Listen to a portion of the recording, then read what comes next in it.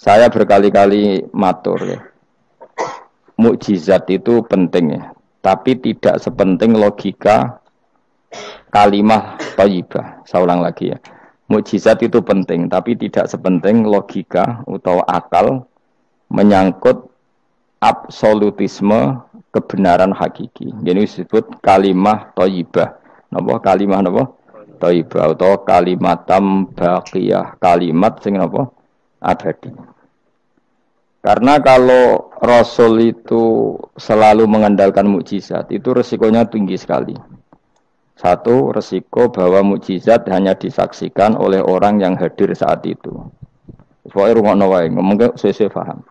Ya, resiko mukjizat apa? Satu, hanya disaksikan orang yang hidup di zaman itu. Kedua, itu pun mukjizat punya sisi yang dimana sesuatu yang spektakuler itu bisa dianggap sihir oleh yang tidak percaya. Terus ketiga, setelah zaman itu lama sekali, maka berita itu bisa dikatakan hoax atau bohong atau mana buktinya. Sebab itu Al-Quran itu cerita mukjizatnya Nabi itu tidak banyak.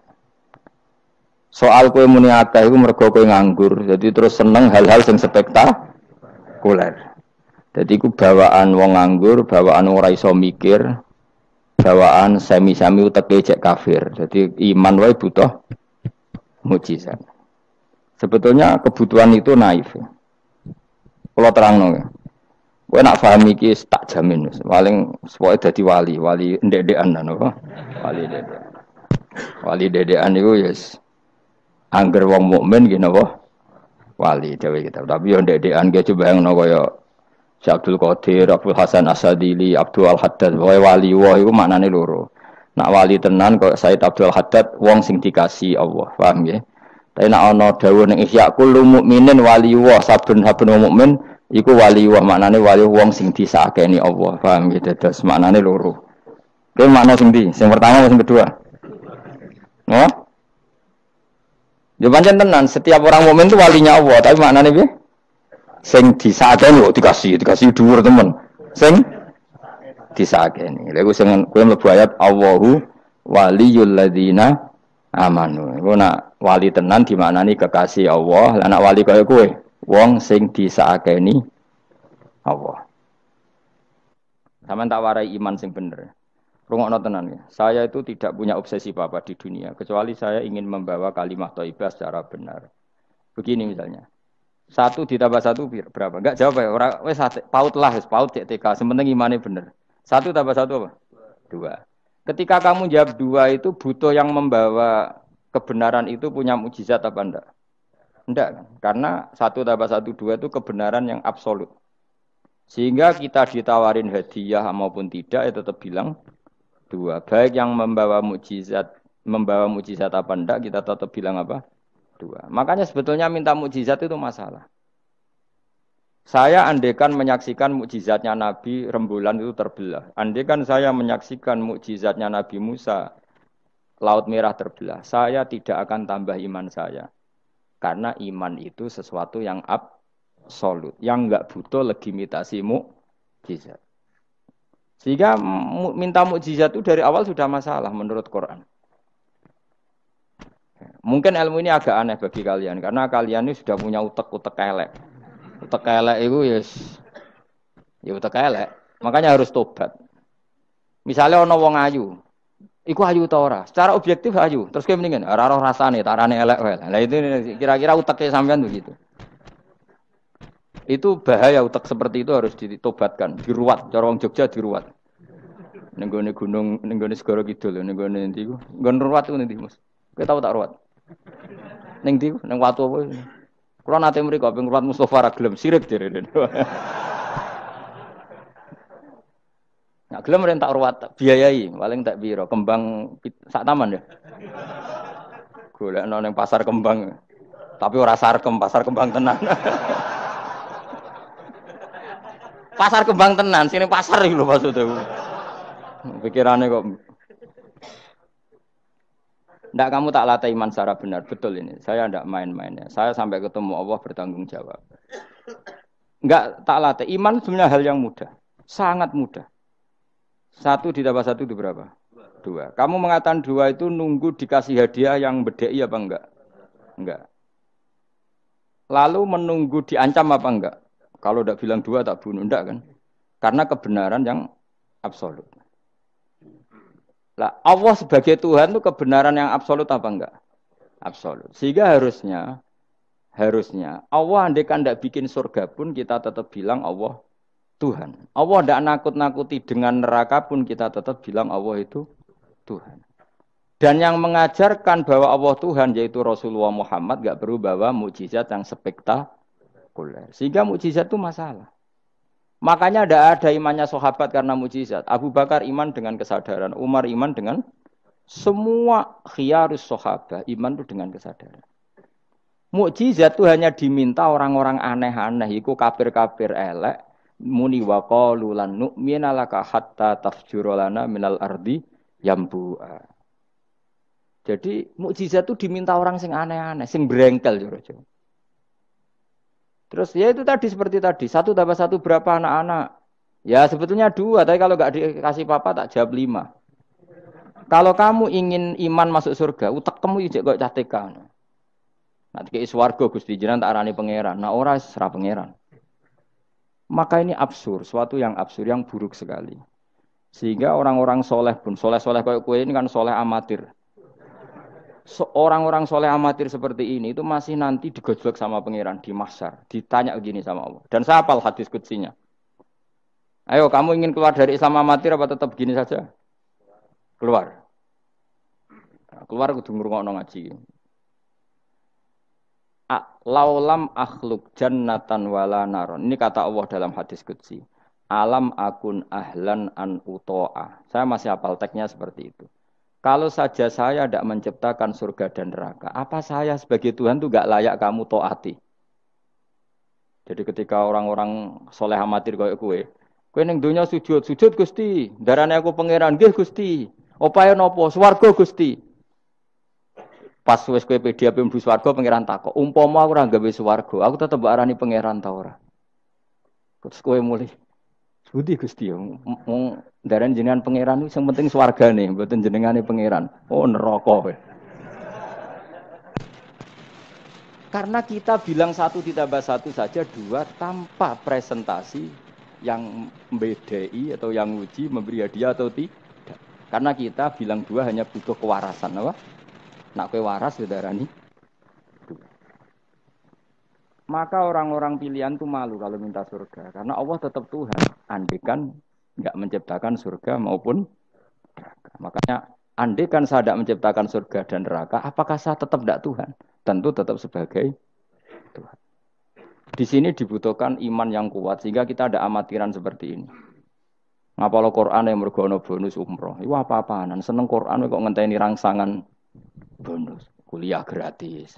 Untuk jalur khusus itu apa-apaan. Kue gedeng yo keliru, wong Quran saiki berkah kok kue gedeng. Tapi kayak setuju goblok tak jamin. Kowe milih ndi? Goblok apa hasud? Pilihane loro tok. Nak ra setuju hasud, setuju goblok. Ora terima goblok. Wong seneng Quran kok ngenteni rangsangan hadiah, seneng umroh. Quran itu kalamu kita, kalamu Robbi, ngendikane pangeran. Kok senenge ngenteni bonus ini apa-apa? Kampungan banget. Lalu kalau kamu seneng suatu, coba sekarang kamu mengatakan langit indah, itu kan objektif. Ya karena langit indah. Jangan sampai kita, HP ini penting enggak? Oh penting untuk komunikasi. Tapi kira awakmu, oh serap penting. Kacau kan kalau semua hukum digantungkan kepentingan pribadi. Quran itu kalamu wah selalu indah kapan saja. Meskipun kita tidak tahu untungnya apa kita senang Quran. Misalnya enggak tahu untungnya umroh apa enggak penting. Dari awal kita mencintai Quran karena itu kalamu Rabbi, apa? Ini kalamnya Tuhan saya mencintai dia. Saya mencintai Allah, maka yang berbau yang tentang Allah kita cintai. Tanpa presentasi dapat hadiah apa enggak, menghormat apa enggak. Saya sebagai orang alim juga gitu. Saya enggak peduli sama hormat saya enggak peduli. Goblok kalau saya gitu. Segoblok-gobloknya. Saya orang alim diwajibkan mulang ya mulang. Dan saya mengharap ridhonya Allah. Terus gue ngaji, gue lihat ridhanya Allah, gue lihat itu. Selesai kan? Enggak ruwet. Ojo kok kowe ngaji. Aku ngaji Gus Ba nak sida alim. Nak alim ra ngaji malah ra bakal alim. Ngaji saja. Lah iso alim gak penting. Saya ulang lagi ya. Saya pernah matur ini bahkan di depan mas saya sarang. Sebab itu Nabi pernah ngendikan secara ekstrim dan ini ekstrim yang baik. Tapi jangan disalahpahami. Saya ulang jangan disalahpahami.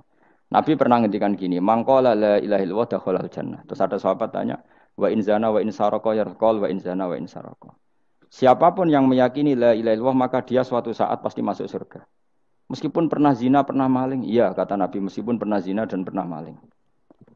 Karena apa? Kebenaran absolutisme, kebenaran yang absolut itu tidak terkait qailnya yang mengatakan. Saya berkali-kali mencontohkan.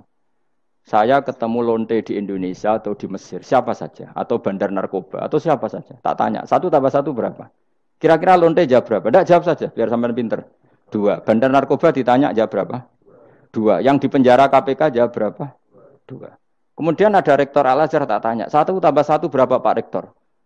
Lonte sudah bilang 2, penjahat sudah bilang 2, para begundal sudah jawab 2. Terus dia karena rektor Al-Azhar, kalau saya 3. Kira-kira ini rektor geblek apa enggak kira-kira? Geblek. Kira-kira, tapi tentu itu tidak mungkin. Tetap dia pun jawab 2. Dia enggak peduli, wah saya rektor kok jawabannya sama dengan penjahat. Karena kebenaran absolutisme itu tidak pernah bergantung kamu rektor, apa kamu siapa saja. Paham ya? Sehingga dalam ikrar bahwa Allah Tuhan itu kita sama dengan lonte, dengan penjahat sama. Semuanya ikrar kalau Allah itu Tuhan. Karena kebenaran absolut tidak bergantung siapa saja. Makanya Nabi ngendikan wa in zana wa in saraka. Meskipun yang melafadzkan itu orang zina maupun maling. Karena tadi kebenaran absolut. Kira-kira lonte kamu tanya, Lombok pedes enggak? Dia kira-kira enggak tak jawab yang lucu-lucu biar otak sampean tuh waras. Makanya dimulai dari hal yang gampang-gampang saja. Lonte ditanya, Lombok ini pedas apa manis? Pedas. Penjahat yang ditahan KPK Pak Prabowo, Pak Jokowi, jawabnya sama. Jangan terus kubu sebelah jawab apa. Ya ada seperti ini. Karena kebenaran ini absolut. Yang di penjara KPK bilang Lombok itu pedas, yang penjara juga. Bukan kok gini, kata yang di penjara. Lombok apa? Kata ketua KPK apa? Pedas. Oh saya jawab manis. Saya akan dendam di penjara dia. Tidak bisa. Lah aku yang Mustafa agak senang. Tetap tak arani Lombok itu pedas. Misalnya loh, ya senang Mustafa tak bully terus. Misalnya aku rasa senang Mustafa, terus dia ini jawab Lombok pedas. Apa saya terus muni manis? Hanya nuruti gak? Senang. Itu hebatnya Rasulullah. Ketika ngendikan masalah la ilaha illallah wa in zana wa in saraka. Tapi orang salah paham terus katanya, wah ini Islam melegitimasi zina, dia semono ora ono ngono iku. Tekem ya. Maksudnya Nabi itu kebenaran absolut itu enggak ada bedanya antara orang fasik dan orang soleh. Semuanya ikrar. Sekarang 1 ditambah 1, lonte ya bilang 2, pencopet ya bilang 2, pak polisi ya bilang 2, kubu sebelah ya bilang 2. Sekarang semua orang Islam, sing fasik ya bilang Allah Tuhan, sing soleh bilang Allah Tuhan. Semuanya sama. Maka orang fasik pun dalam Islam enggak boleh kamu keluarkan dari Islam. Karena sama-sama bersaksi, asyhadu alla ilaha illallah wa asyhadu anna muhammadar rasulullah. Mulanya ahli sunnah berpendapat, berkeyakinan orang Islam apapun maksiatnya tetap tidak bisa dikeluarkan dari apa? Islam. Soal dosa ya dosa saja. Apa nak kue terus dosa darani 1 tambah 1 5. Nak selonte muni 1 tambah 1 2 terus orang soleh aku tak bilang 3 biar tidak sama dengan lonte. Tidak bisa seperti itu. Maka harus dilatih terus kebenaran absolut. Maka saya bayangkan kalau saya ulang lagi, andai kan saya menyaksikan mukjizatnya Nabi memecah bulan, iman saya tidak tambah. Karena tanpa itu pun kadar kita imannya sudah full. Kenapa? Karena kebenaran Rasulullah sebagai Rasul adalah kebenaran yang absolut. Seperti saya meyakini 1 tambah 1 2. Dikasih hadiah 1 juta itu tidak nambahi iman saya kalau 1 tambah 1 2. Paham ya? Enggak tambah kan iman kamu. 1 tambah 1 2. Terus kamu dikasih hadiah 1 juta. Kepercayaan kamu bahwa 1 tambah 1 2 tambah apa enggak? Enggak kan? Karena kebenaran yang absolut. Nah, itu yang dimaksud Sayyidina Ali ketika ngetikan lauku sifal ghata mastatu yaqinan. Umpama dunya iku aku wis mukasafah kabeh, imanku ora tambah. Ketika ditanya, apa Anda setelah di akhirat imannya tambah? Enggak, kata Sidinal. Apapun iman saya tidak tambah. Maksudnya tidak tambah karena kebenaran absolut. Siapapun yang mukmin secara benar, itu imannya sudah 100%. Maka tidak akan tambah dengan hal-hal yang baru. Paham ya? Jelas. Kayak tadi, 1 tambah 1 kamu jawab berapa? 2. Itu kebenaran itu kamu imani kan sudah full 100. Kemudian yang bedai kamu, yang nguji kamu, sudah kamu tak kasih 1 miliar, sudah kamu tak kasih umroh. Iman kamu 1 tambah 1 2 tambah apa enggak? Enggak. Karena kebenaran absolut. Maka nanti setelah saya masuk surga tanya Allah, "Ha, imanem tambah enggak setelah saya melihat surga?" Ya tetap Gusti, tetap engkau sebagai Tuhan yang hakiki. Lah seneng tambah lah niku tambah mergo kelon mau cara keren soal ta. Nggih, nak rugen kita koi. Imanem tambah gak gen? Mbok jabe. Mboten Gusti. Nak seneng tambah ge tambah lah Gusti riyen elek sakniki ayu lah. Tapi ya urusan seneng mawon, tapi nak imannya enggak perlu tambah karena tadi Allah Tuhan itu kebenaran yang absolut. Jelas nggih? Loh jelas to. Maka kebenaran yang absolut ini sebetulnya enggak perlu mukjizat. Maka mukjizat itu hanya diturunkan sesekali saja oleh Allah di semua nabi. Bahkan mukjizat sering menjadi problem karena tadi kalaupun diturunkan ada potensi dituduh sebagai sihir. Makanya Allah nanti ngendikan walau fatahna alaihim babam minas sama fadhallu fihi arujun ya laqalu innamas sukirat absaruna bal nahnu qaumum masurun. Muhammad nak kaum njaluk mukjizat ora usah turuti, umpama langit itu tak buka. Kemudian mereka terbang ke langit menyaksikan alam malakut saya, mereka akan bilang innamas sukirat absaruna, kita ini disihir Muhammad. Itu sama seperti peristiwa pecahnya rembulan. Pecahnya rembulan peristiwa yang dahsyat. Sahabat iman tapi ya dingin saja. Kenapa dingin? Karena sampai itu pun mereka sudah iman bahwa Rasulullah itu adalah Rasul yang hak. Karena bukti logikanya terlalu jelas. Tapi wong kafir apa ketika rembulan pecah? Iqtarabatis sa'atu wan syaqqal qamar wa iya ra ayata yu'ridu wa yaqulu sikhrum mustamir. Tetap dikomentari itu sebagai sihir. Tapi sahabat sebelum bulan pecah sudah iman. Karena sahabat otaknya waras. Jelas ya? Jadi mukjizat itu tidak diperlukan sebetulnya. Maksudnya tidak diperlukan dalam konteks iman. Karena tanpa itu pun para sahabat, para khiyarun nas sudah iman. Makanya agama ini liqaumi yaqilun bagi yang punya akal. Bukan liqaumin sing yasyadunal mukjizat. Bagi kaum yang menyaksikan mukjizat. Waras ya? Jelas ya? Jelas ya? Mulane kesebenarnya ana masar iku, aku mau swarga war kowe, mergo mau ijek takoki pangeran. Munggo aku ora gawe swarga, aku ijek pangeran ta ora. Terus kowe mikir sik. Bahaya. Berarti aku dadi pangeran mbok pikir sik, kecuali kowe tak kei swarga, kan tak takoki pangeran ngono piye. Itu ibarat Pak Guru tak jawab 2 asal kamu kasih hadiah. Ya, nah ndak tak katakan 3, itu utek. Allah tetap sebagai Tuhan meskipun enggak menciptakan surga maupun neraka. Karena ketuhanan Allah adalah absolut. Makanya Allah sering ngendikan dzalika bi anna Allaha huwal haqqu wa anna ma yad'una min dunihi wal batil wa anna Allaha huwal aliyyul kabir. Allah selalu punya sifat abadi bahwa Dia zat yang hak. Yang lain menolak Allah adalah barang batil. Hak akan selalu hak, enggak butuh pendukung, enggak butuh apa-apa. Karena hak itu berdiri sendiri. Makanya Allah mensifati dirinya Al-Hayyul Qayyum, yang berdiri sendiri. Jelas ya? Lah iman-iman kita ini iman-iman yang amatir. Pemenang ngaji kiai-kiai sing senengane ya cung yo pokoke maca istighfar swarga, istighosa swarga. Kamu jangan maksa saya ngaji seperti itu. Karena yang ngaji seperti itu sudah banyak. Atau ngaji model wong alim maksudnya. Ya tadi model itu. Makanya kena niru aku ya terus alim. Ibu-ibu tenan ra ngerti pokoke ngono, pokoke ngono. Dan ulama seperti saya memang harus seperti itu. Karena kita ngajinya seperti itu. Saya baca ihya seperti itu, baca hikam seperti itu. Dari guru-guru saya, dari Mbah Mun bapak saya seperti itu.